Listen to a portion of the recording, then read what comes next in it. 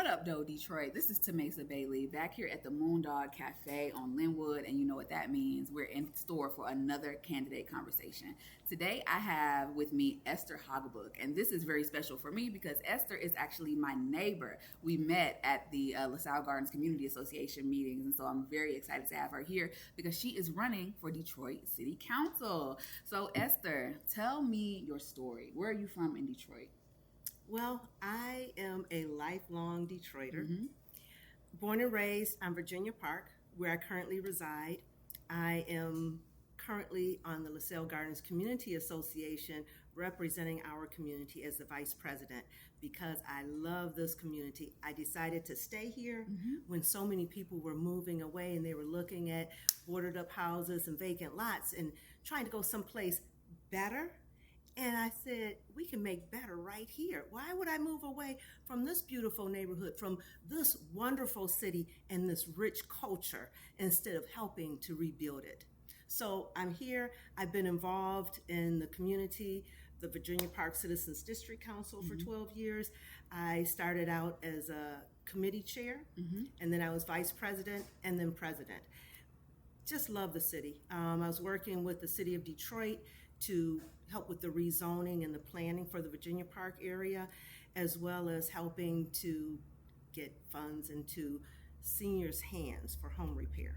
Absolutely. So since then, I've worked with the CVS development team, acquiring sites for CVS and all the planning that goes into the permitting.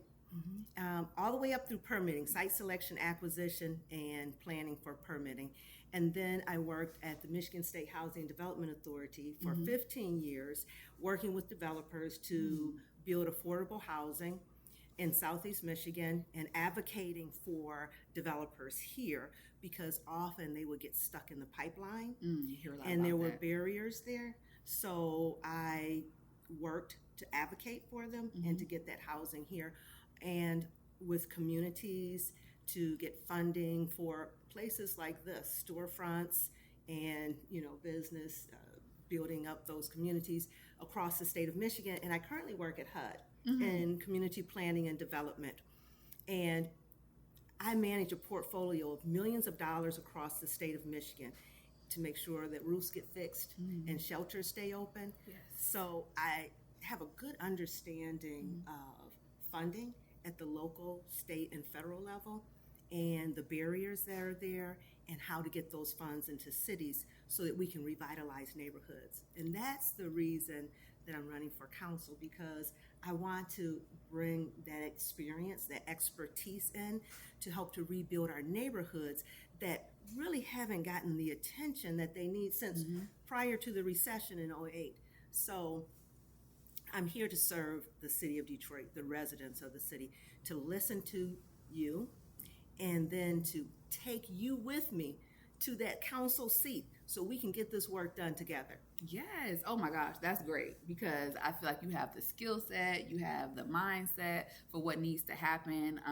Thank you so much for your community work, because I'm a newcomer to this neighborhood, and it was people like you and others who have made this community so welcoming and so vibrant. And so I just want to thank you for your work with the Black clubs. You know that Black clubs are incredibly important here in the city of Detroit, and you all are doing some really great work. You mentioned a little bit about why you're running for council already. What are some things that you hope to accomplish as a council member? As I mentioned, my focus is on neighborhood revitalization. I understand, because I've worked on the development side and the city side, state and federal side, that I have a unique perspective of what a community needs to thrive. And so I understand development downtown and in those major commercial corridors.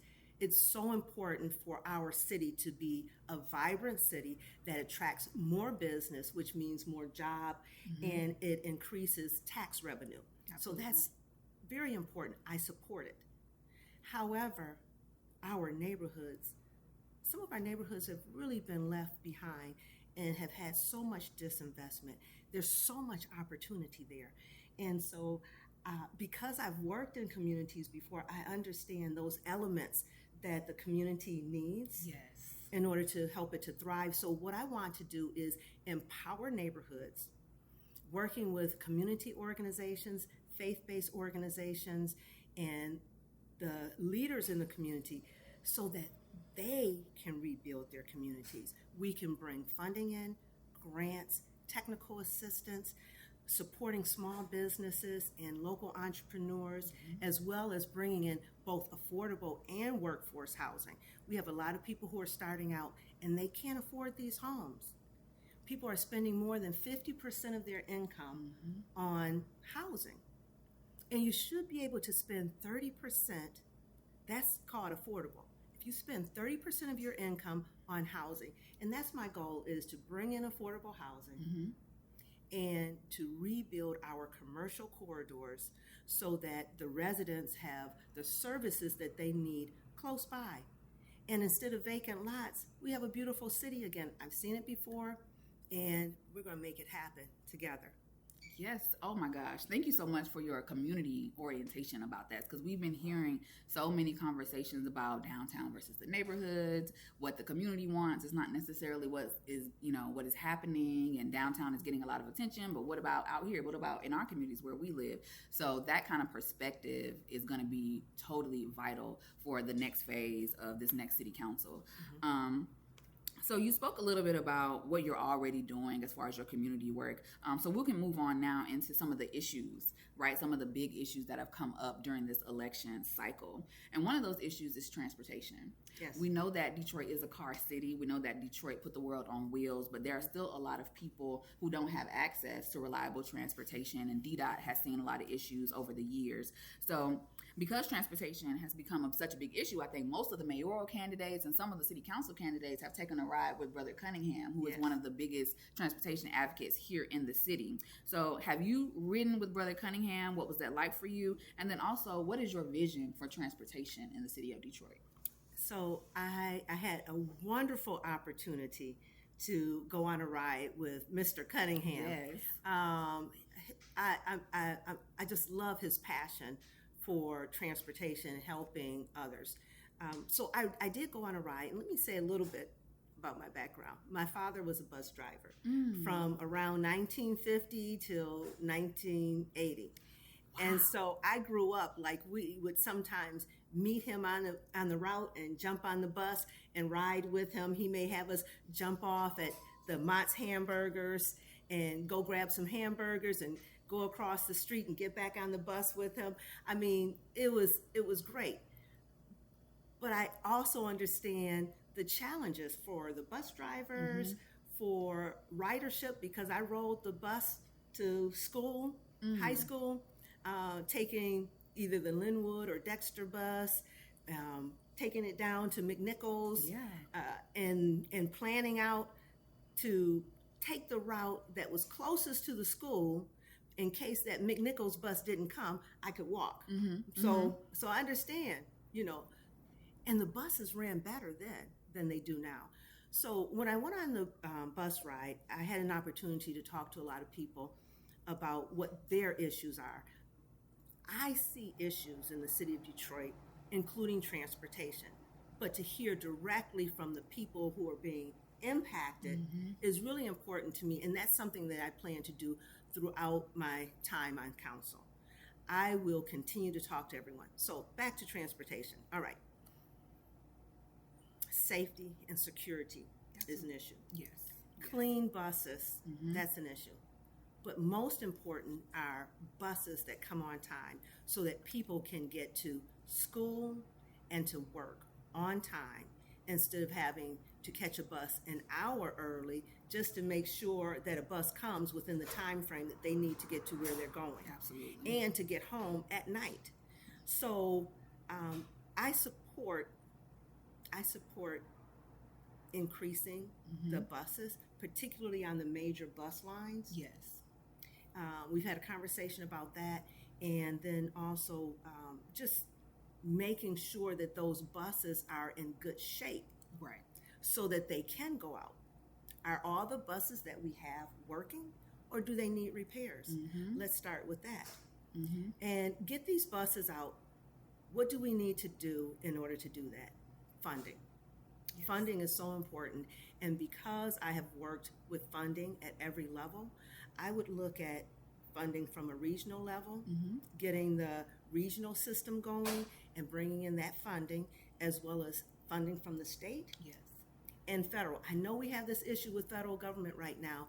However, we want to make sure that we continue to bring that money in. And one of the ways that you bring money in from a nonpartisan perspective is to have a dashboard and real numbers to show how you're spending the money and how effective it is. And that's how you gain support, a nonpartisan support to get more funding. Yes. They have to get funding out. And they're going to give it to those people who know how to use it. So that's what I advocate for. Yes. And also, seniors and youth need to have free bus passes so they can get to where they're going. These kids out here, I've talked to some of them on the bus, and they were saying, you know, sometimes I may not have the money to get to where I'm going. They're going to school, they may be going to work afterwards, you know, so that's very important. And so those are the areas that I would advocate for. Okay, great. So I did not know your dad was a bus driver for what was 30 that? years. 30 years, yes. Wow, that is amazing, from 1950 to 1980. So I know he probably saw a lot of changes in the city, a lot of changes in just transportation and just the city overall. That's amazing. Yes. Yeah, and I did have a chance to talk with some retired bus drivers currently who talked to me about issues that they have or that they had with buses, and from things like having enough time to run to the restroom between their routes, having buses that work, that are safe, that are secure. Yes. You know, so we need to make sure that those happen. And I think it would be good to have some training for bus drivers because sometimes they don't know how to diffuse some situations that end up causing problems. We had an issue recently. So that's very important.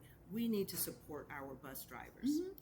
I love the passion. People often talk about the buses running on time, but we rarely hear people have these robust conversations about the bus drivers and what they go through and what they need. We do know that they need additional funding for them to have pay raises and things of that nature. But what is their actual quality of life? Well, a bus just went by. What is their actual quality of life and the job that they're in? So I love that passion that you have. If we take care of the workers, then they will take care of the work. Yes, absolutely. Say that one more time. Right. So the next issue that I want to talk about is small businesses, right? We're in the Moondog Cafe on Linwood, in our community. And you just recently talked about some of the issues that people have in trying to develop and trying to build. Our small business owners have a lot of issues as well, trying to just open up, trying to get their permitting and things of that nature. And so what is your plan to grow small businesses in the city of Detroit and to develop our commercial corridors like Linwood, where we are right now? Yeah, so there are a couple things. I'll bring up the second one after. First of all, funding. Yes. Grants for our small businesses and local entrepreneurs. We want to build up our business corridors, and as I mentioned, focus is affordable housing and building up our commercial corridors, because that makes our neighborhoods, makes our neighborhoods safe. We used to say, when we talk about streetscapes, we would talk about eyes on the street. The more eyes on the street, the safer the community is. And so the more businesses you have, the more housing you have, the safer the neighborhood is. Yeah. So building up those commercial corridors makes the neighborhood safer. So we'll put grant funds into the small businesses and local entrepreneurs, but also technical assistance. That's one of the issues that we've had when we've put funding in. And I've talked to people with small businesses who said, you know what? I have this business, I know how to run it. But the business part, I know how to make widgets. Yes. But the business part, I don't know. I didn't know. So I have barriers. And then I didn't know that I needed special permitting when I got a building. I've been doing this out of my basement.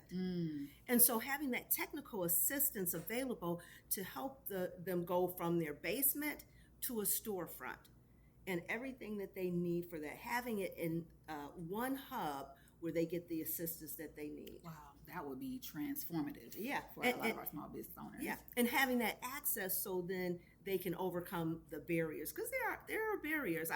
I've done development in the city, so I know that there are barriers whether you're working with the city departments or when it's time to get the permitting. So no fault of their own, but they're just layers of regulations that they have to go through to be in compliance. And that's something that we can work on improving through process improvement. Absolutely. So process improvement, technical support, like all of those things are going to be things that we need, and funding, which you mentioned first and foremost. So one of the things I want to say that's related to this, I really want to advocate for youth district councils. Oh, yes. In District 5. And so if we set that up, and then we have micro grants, just small grants that they can use for after school programs, they can make decisions on those. It helps to build up their experience in citizenship. Yes. As well as entrepreneurship and business, and just engaging our youth. And then they're making decisions on what will engage the youth in areas like arts programs, STEM, and whatever other recreational activities they see would be a good fit for the youth in Detroit. Absolutely. We need to bring the youth into this conversation. Like, the youth need to be involved, because not only are they the future, but they're the right now. Like, they need something to do. They need to be brought up and taught about entrepreneurship and all the things that you're talking about. So and I say that tomorrow doesn't belong to us. Tomorrow belongs to the youth. Absolutely. So let's get them started now. Yes, absolutely. So let's talk about, we talked a little bit about your background in housing and your work that you've done with HUD and your solutions for Detroit's housing problem. Is there anything else you want to say on the issue of housing? I know that's something that you've been really passionate about and worked in for a long time. Yeah.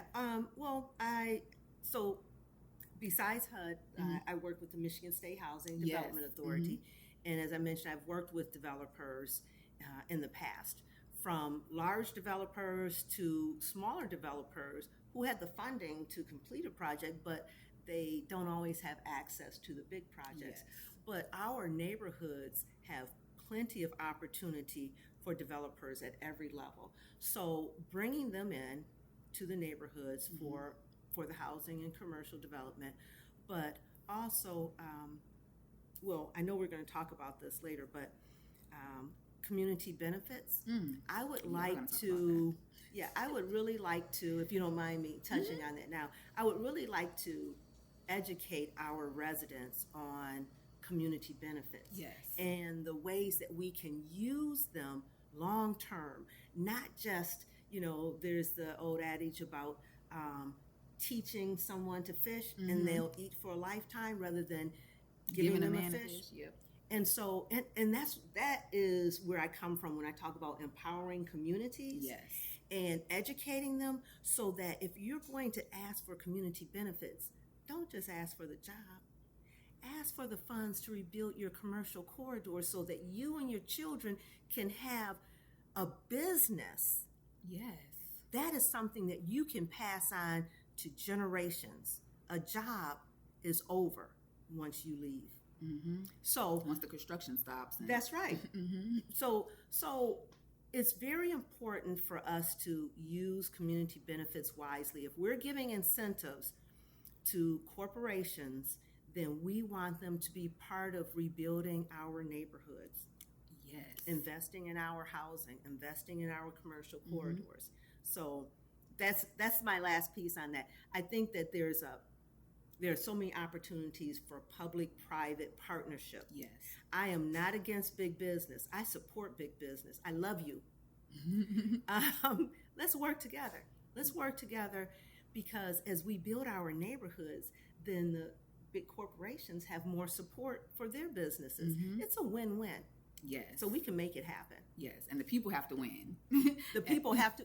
Can we win? Right, right, exactly. Yes. So yeah, let's get into that. So as a city council member, development is always something that's coming across people's desks. And you talked about incentives.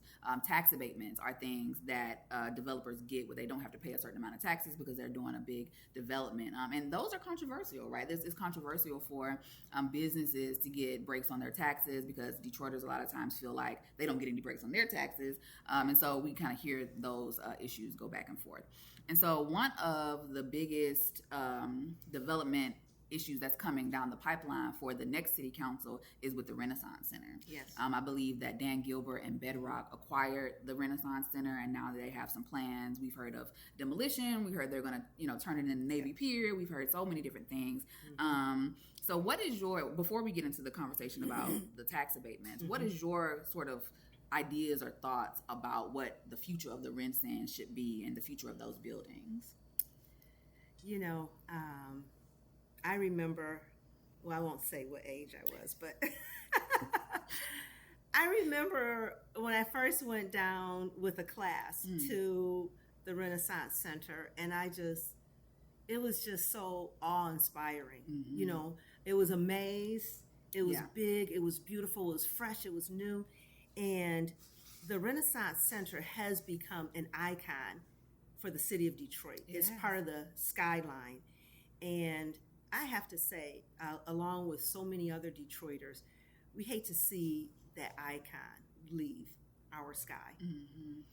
I've heard that some people actually have it tattooed on them. Really? The Renaissance Center, yeah. It's an icon. And every other major city, they have their icon, and they don't remove it. Like, what would happen if you moved the clock tower in London? Right. Or the Empire State Building. Right? Like, it's obsolete. Let's get rid of it. But there's so much more to it. So I would say that I feel that we should explore every viable option for the Renaissance Center before we consider tearing it down. Absolutely. Yeah.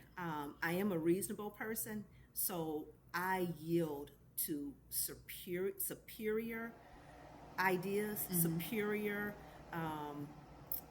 perspectives. So if it's not realistic to keep the Renaissance Center and we have to do something else, then I would yield to that. But again, looking at every viable option prior to that. Yes. So then we get down to the real question here, right? And that is the incentives. Yes. So Dan Gilbert we believe that Dan Gilbert or whoever's going to be developing this is going to ask for a tax incentive to help demolish or redevelop or whatever they're going to do to it. We have seen this in our community. You talk about community benefits. One of the big tax abatements that came to our community was the Henry Ford Health, the Future of Health development that happened. And we went through a community benefits program with that, where we had a NAC, a neighborhood advisory council that came up with the community benefits, worked with the developers about all that. So what is your position on tax abatements? I know you're about to get into it now. Yes. What factors will you consider if you get on city council and you have to actually vote on one of these? What do you think about that kind of thing? Yeah, so I'm going to touch really quickly on Henry Ford's, since you brought that up. And since that has already been negotiated, it's done, then the importance for us as city council is to hold their feet to the fire. Yes. If you've listened to me as I've talked to different people during this campaign, I keep talking about dashboards. What are dashboards? Just like in your car, it tells you everything that you need to know so that you know that it's operating correctly. We need dashboards at the city, and we need dashboards for our investments. So for Henry Ford Health Systems and the promises that they've made, Yes. the contract that they've signed with the community, we need a dashboard to see how healthy We need to actually look at that agreement is. If we have a dashboard for everything that we've agreed to see what the current status is, and if they are keeping their promise, and I think that is what we need for every incentive that we give, every agreement that we have needs to be a concrete, legally binding agreement with the organization. Yes. So what do I want when it comes to tax abatements or any incentives from the city? The first measure is, how does it impact the residents? Yeah. What is our return on investment for our residents? Because the money that we have came from the citizens. Mm-hmm. Yes, it did. Some people may say, well, this pot of funds came from the federal government. Well, where did that money come from? It came from the citizens. Mm-hmm. So any withholding of funds, you're holding our money. So we need to know what the return on investment is for every incentive. How does it impact the residents? Will taxes go up for residents because of this abatement? There needs to be balance there. If we're going to give you an abatement, then we need to receive something in return. Mm-hmm. So that's why it's important to educate residents on community benefits. Yes. And what we want long term. So in speaking of long term, that's the other measure. We're not just talking about what our short term return is on investment, but what's the long term impact? Because we want to take our neighborhoods from surviving to thriving. Yes. It's time. Our city, let me say, we've done a really good job coming out of bankruptcy. And our coffers are much better off than they were before. I know anyone listening who's a city employee may say, yes, but you still owe us. So, and I agree with that. And I've covered that issue a couple times before, but you didn't ask me about that. So I'm not going to go into it in depth now, but I do support city workers and retirees and the funds that were supposed to go to them, us finding a way to do that. Yes. We have a responsibility. So I'll leave that there. But just looking at our long-term, the goals of the city, what are the goals of the residents? What are our long-term goals? If we know that, then when someone brings a development and they want incentives, then that will inform what we want from that community benefits agreement. So that's where I stand on it. Yes, let's make the city thrive.